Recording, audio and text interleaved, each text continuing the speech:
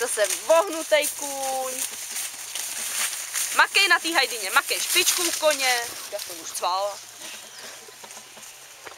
Pomalejší tempo, Gaston, pomalejší, zpomal vysedání, pravá, levá otěží, přitáhnu, povolím a kůň je v klidu.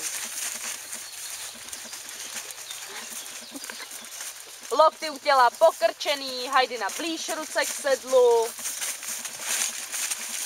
Pobízej tu kobylu, musí jít pravidelně vysedat, přímo pojedem.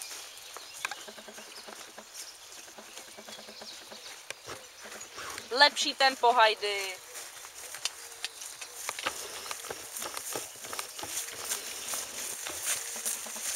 Lepší tempo, lepší. Líp dopředu. Při každém dosednutí chci vidět pobídku oběma holeněma najednou. Ona nejde. Teď jde krokem. Pobízej. Půjdem do kroku. A nejde to tam z toho boku.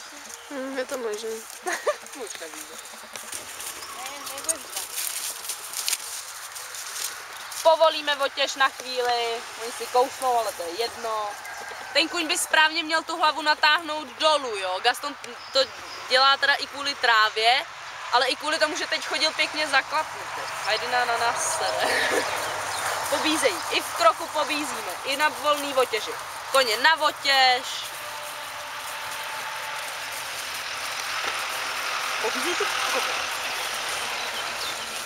krokem, Gaston.